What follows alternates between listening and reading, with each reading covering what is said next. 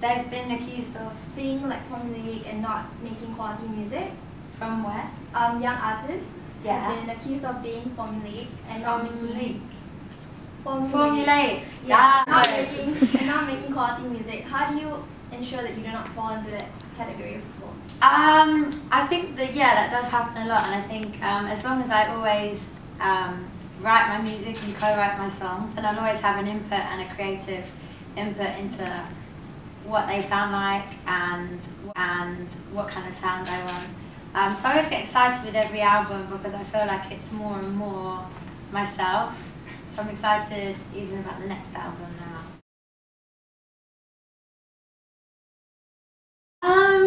I don't know, it wasn't like a conscious thing, whereas I'm 21 now, so now I'm going to just older. I think it's just a natural progression that just kind of happens.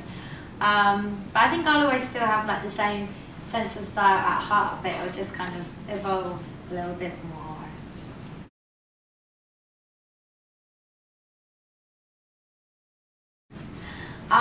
For my 21st, I had a really big party, and I invited all of my friends, all of my family. I think there was like 300 people, or more, like 400 people. I hired out like a church, like where I live in Spitalfields, and so it's really close to me. And it was kind of like a ball, so everyone was like wearing long dresses, and we had loads of drinks and a DJ, and it was really fun.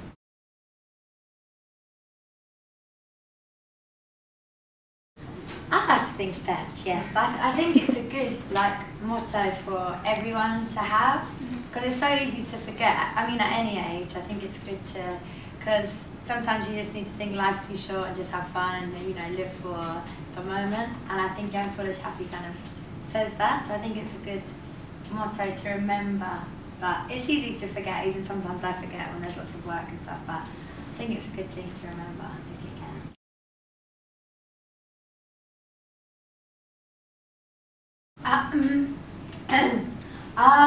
I feel like just kind of like foolish in the way that just antics with my friends, going out with my friends and staying out till really late, just having loads of fun. And I was just saying to someone, I go on like girls' holidays every summer, and last time I went with my two best friends, and we had loads of fun, and we actually ended up, I actually tattooed someone for the first time, which was quite foolish, but it went well because it all turned out great. I was quite a perfectionist, so it was an experience.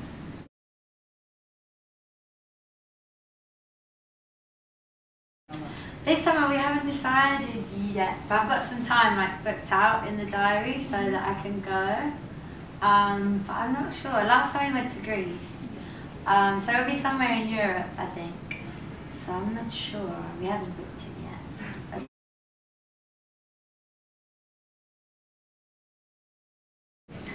I haven't really had a chance to explore as of yet, but hopefully, if not this trip, maybe next time. But we tried some of the Singapore food last night. What do you eat? It's really tasty. I really like spicy food and lots of different Asian food, so I feel like the food's really good. Do you know what you eat? No.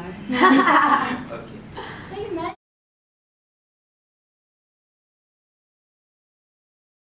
I don't know, I feel like because I still stay quite grounded, because I still have all my best friends from school, we still see each other all the time, we still do really normal things like go to the same restaurant, cinema, get the tube or whatever. And my family, I see them all the time, so they'll always keep me, grounded and down to earth. So I feel like because of the way I've been brought up, I'll always be that way, and I won't get too carried away or, not focused on reality or whatever. So I think I'll just always be like that.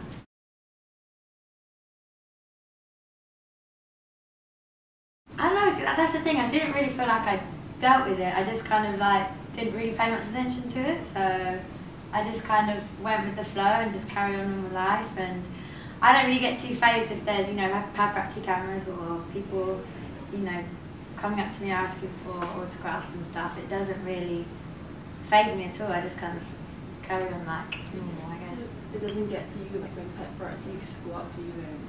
No, I feel like sometimes there's definitely occasions when it's really annoying and you don't expect them to be there and it's really awkward. So I always, in most paparazzi pictures, I always kind of like look down if I don't know that they're coming. So there's loads of pictures of me just kind of like that. But I don't know, it definitely, sometimes it's a bit annoying because you're not prepared for it. But say if you're on a red carpet or something, you know they're going to be there, so you're just like, smile. But sometimes it's a little bit unexpected and a bit weird.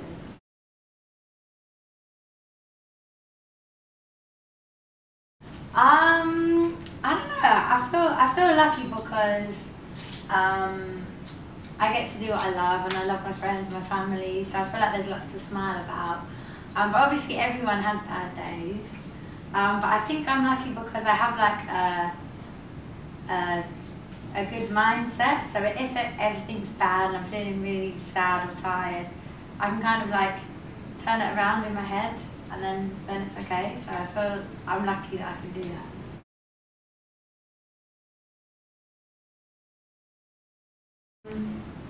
But I'd love to work with some people, you know, from like different genres, like some bands like Coldplay or someone that's just very different music sound to mine, because it always brings something different to the table.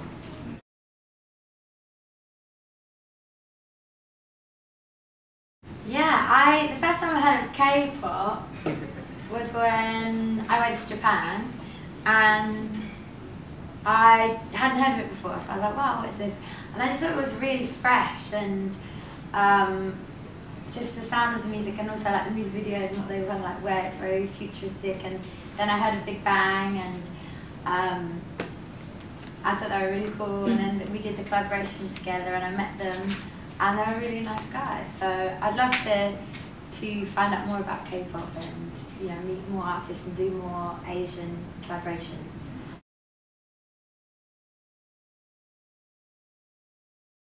I don't know, like, I always use my phone to like text or message, so that kind of helps, or Skype. But I've always been travelling, and I think even before I met Oliver, so I think he's kind of used to that part of things.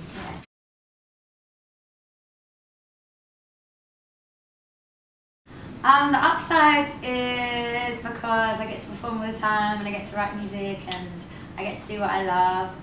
I think there's definitely the upside.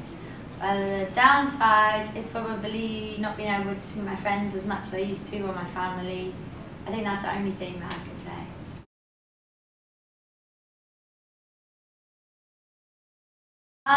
It's kind of different with different producers and stuff, but usually it's like you just start singing melodies and then you talk about lyrics, or something I want to write about that's just happened, or I've just experienced. That's usually how it happens.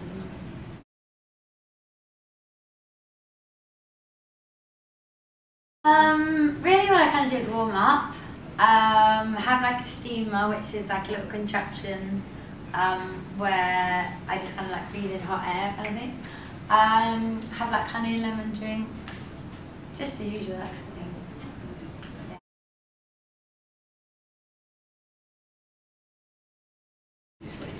So on the showcase, I'm going to be doing some songs, the up-tempo ones I like to track, and then I'm going to be doing a few acoustic ones with a guitarist who I met today.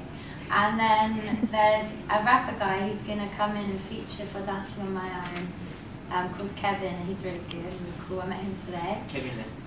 Yes. Okay. So we're going to be doing that on Friday.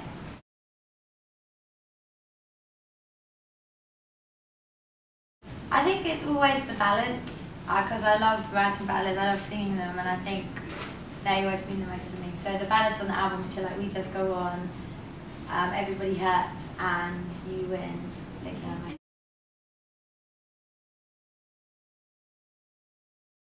What do you hope for people to take away from the music? I hope that people can relate to some of the songs. I hope that the up-tempo ones can make them feel happy, and we can dance to them and have fun to them and feel good. But I hope some of the ballads, you know, they can relate to as well, and they've been through the same thing, and that's what I hope.